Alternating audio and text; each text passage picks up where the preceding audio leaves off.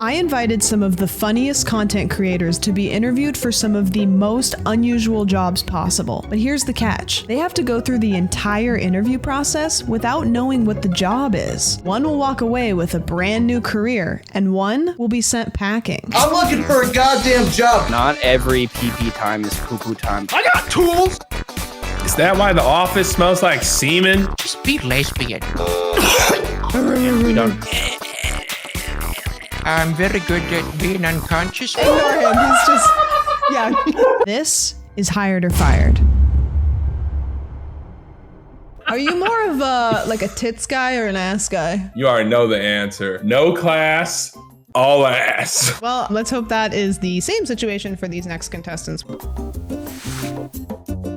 Hello, good morning. How are we? Good morning. Yeah, it's 6 o'clock at night. Barry, go ahead and introduce yourself. Let us know who you are and why you think you're the best fit for this job. I'm Barry. I love jobs. I've had so many since I was 14, illegally back alley of a Denny's, just picking up trash for pennies. Today, I'm just here. I'm prepared, and I don't know if anybody's seen Space Jam, but I've brought some secret stuff. It's Gatorade powder, but warm. Hey, how's it going? My name is Jim.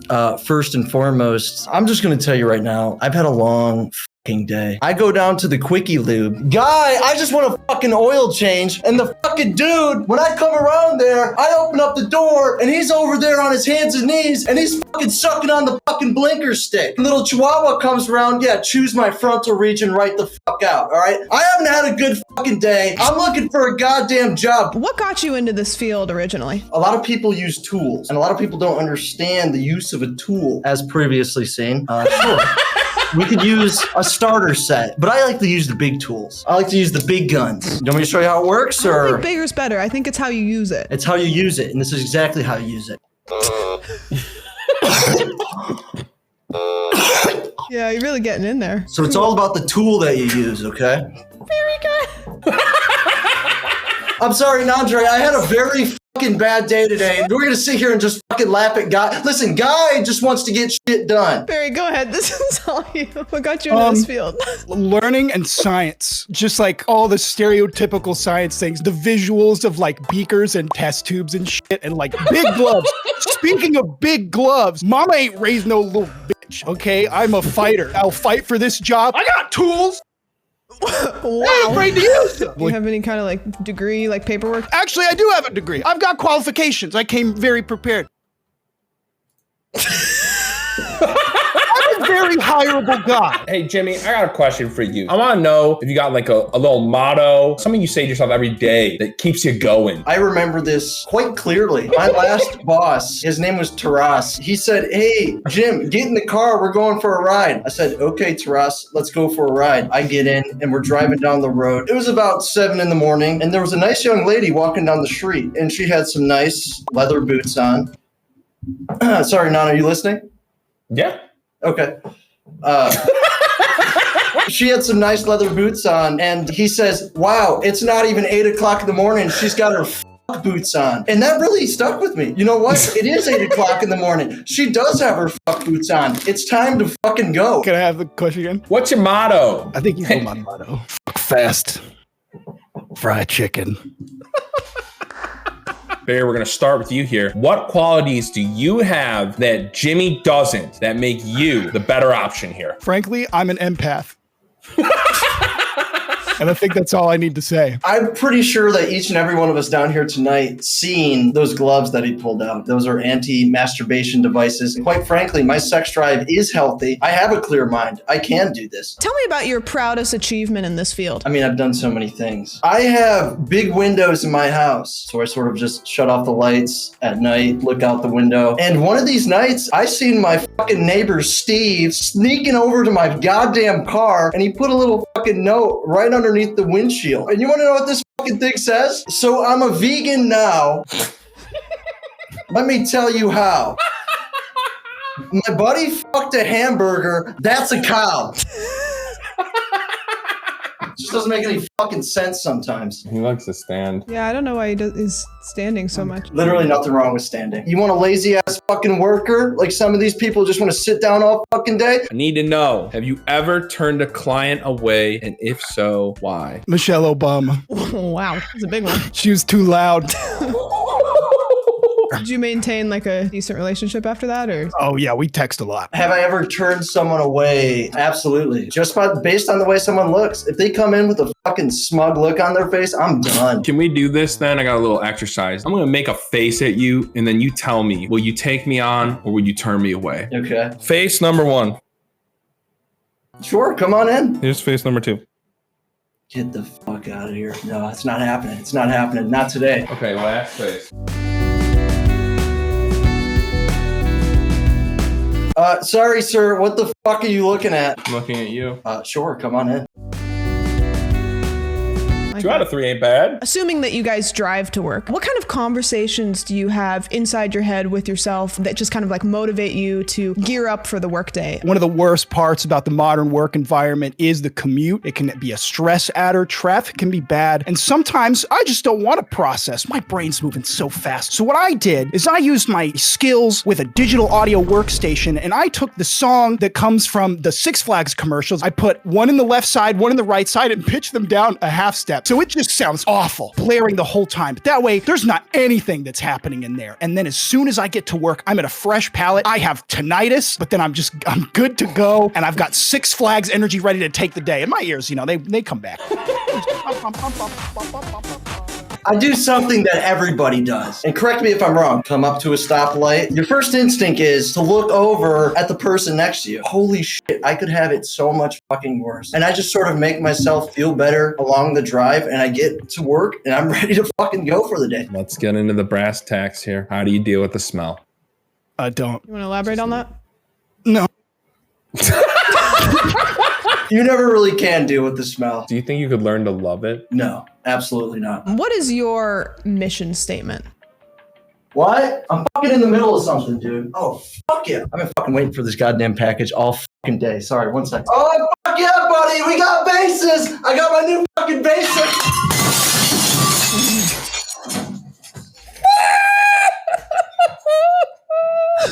For fuck's sake. It doesn't fucking matter, dude. Do you need help cleaning that up? Yeah, I need a little fucking help, Sam. Excuse my language, but I've had a stressful fucking day. Wow.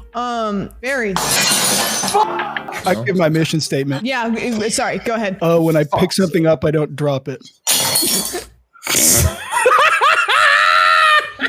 That's good. We love that in an individual. How you feeling about this one? Honestly, I would not have either of these guys touch my butt. No, I'm afraid that Jimmy's got little shards of glass in his fingers now. It would be like rubbing your ass up against fiberglass. Okay, it looks like our committee's pulling pretty hard for Barry. That's shocking. I'm shocked. I am shocked and appalled. Jimmy, how's your situation going? Not so bad. Andre, go ahead. Take it away. I'd like to tell you that this was close, but in the history of our interview sessions, I don't know if we've ever had such a landslide victory for one person. Barry Bebop, you've been hired as a freelance proctologist. The fuck is a proctologist? If I had a vase, I would drop it in solidarity. Sorry, Jimmy. I think those are the worst guys to have in any field related to buttholes. You know what? I think they might be the best. Okay, this is our last interview. I was like looking around the office because you know how we've been talking about like sprucing things up a little bit. I was at Goodwill. I saw this black leather couch, a little worn out, thought it was pretty stunning. And I asked the secretary if we could put it directly outside the door so that the interviewees could like wait on it. She didn't think that that was a good idea. Is that why the office smells like semen? No, maybe. Welcome in, you two. How's it going today? Wow. Oh, look at you. Did we catch you at a bad time? No, this is the best time ever. They say, dress for the job you want, not the job you have, so I didn't get dressed. Fantastic. We're gonna hit the ground running with this one. We'll start with Granny. Who are you and why do you think you're the best fit for this job? You don't know who I am? My name's Granny. Hershey, like the chocolate. I'm a professional old woman. I've been doing it for years. I've been around since before countries and seas had names. Back then, dears, it was just the drowny parts and the walking parts. And you had to learn very quickly which was which. Ethan, what you drinking over there? Just a little bit of sauce. Yeah. Love getting lost in the sauce. I've been stressed out recent. Mm-hmm. And so I thought I'd just kind of take it chill. Are those transition lenses too? What is transition lenses? Cool. Go ahead and tell us who you are and what got you into this industry. Well, my name is Ethan. I've been doing this for quite a while now. Kind of just trickled down through my family throughout the years. My brother, he was sort of a mentor for a really long time until, you know, the student became the master. At the end of the day, it's all about passion. It's not about the money. It's not about, you know, the people that you affect. It's about how much do you love what you're doing and how much are you willing to sacrifice for what you love. You know smoking's bad for you, right? Cool. Not your head. This is a job that has an immense impact on the world around us, on society. I just need to know, what kind of difference do you think you're making in the world by taking on this position? At the end of the day, who gives a fuck? Because we're all breathing in this air. We're going to die at some point in time. And it's coming way sooner than we all think. What was the question? Granny, what about you? What do you think your lasting legacy, your impact is going to be on the world? You're right, son. You need a lozenge. You need a lozenge for your throat. The impact, I'm going to always say, how large is the impact? What is a crater if just not a jacuzzi in training? Right, Ethan? I think we can agree. I would totally agree on that. The bigger the mark you make, the bigger the jacuzzi. Are you planning on monetizing that water? Asking for a friend. Lizzie McGuire famously said, don't sell your bathwater. Let your bathwater sell you. Okay, here's a question for you. I know that mixing business with pleasure sometimes could be like a taboo subject, but I just want to know what your guys' opinion on it. And if, you know, when you go home at the end of the day, do you still like to indulge in this industry just maybe on your personal time? Oh, absolutely not. As soon as I'm out the door, I'm off the clock. I'm doing something else. I'm very good at being unconscious when I get there. You do it all the time. It becomes like a regular thing. You know, it's not special anymore. While I love the sentiment that Granny just gave, I think I'm on the exact opposite side of it. You know, what is business without pleasure? So at the end of the day, this is what I'm passionate about. This is what I love to do. Everything about it. It's not a job. It's a lifestyle. Inherently, if you love what you do, you're always in it. What is a vacation? We don't have vacation time. I just want to make that Yeah, that's clear. not a thing that we do here. No, and I wouldn't. You know, I wouldn't use it because I don't need it, you know? Let's get personal. Let's get honest. Have you ever stolen something from work and brought it home? Off the record. I have, if I'm being honest, and I'm an honest man. I am an honest man, and I have. At the time, I thought it was justified. You do things, you make mistakes, you mess up, and in that moment, I messed up. Is there like kind of a air of remorse, or you just... You know... The fuck did you steal? What did you take? I would be lying if I said that I didn't take some hearts along the way, you know? If I stole a couple of glances. But that's just the way the cookie crumbles. Granny, you ever been a thief at work? You ever steal something and bring it home? Well, listen, kind of along the lines of what Ethan was saying there, you do feel justified, like in the hit song Gangsta's Paradise. I never crossed a man that didn't deserve it. I stole, first and foremost, a lot of experience in how to use an Excel sheet, but not very well. I also stocked my home fridge for, about 7 months or so with as much LaCroix. Yeah. I took as much LaCroix as I could physically carry until I was the go-to apartment in my building if people ran out of mixers at house parties. Nothing like stealing water from the bourgeoisie. Have you ever gotten involved romantically with someone on the job? When I used to work at a video store, I fell in love deeply with this one client. She was so lovely. She was renting a lot of lesbian content, you know. Sorry, was the question, did they have to work there? Yeah, you know, just Okay, kind of good, like an because I intern. got her hired as soon as I could. You know, I'm a busy woman. I don't have time. I really miss the days people would come into video stores and just be lesbian. I would have loved to have a romance, but my mind is always on on the job. It's always on what needs to be done. And I think that most romantic partners just haven't been able to keep up with the lifestyle that I live. It's not good pillow talk to bring the business into the bedroom, but there is no bedroom without the business, you know? That is true. That is true. Without the business. So your answer would be no then. No. Just to clarify, no intercourse. No intercourse as far as intercourse goes. Okay. How would you describe your personal style? I guess maybe aesthetically, like just on you, fashionably, aesthetic style you like to put out into the world. Ethan, go ahead. Now, it sort of depends on whether it's a normal day, whether it's a holiday. On bank holidays, I like to flaunt a little bit. I'll bust out the sheepskin. I'll bust out the alligators, and you know. Sorry, ignore him. He's just, yeah. Go ahead. Go ahead.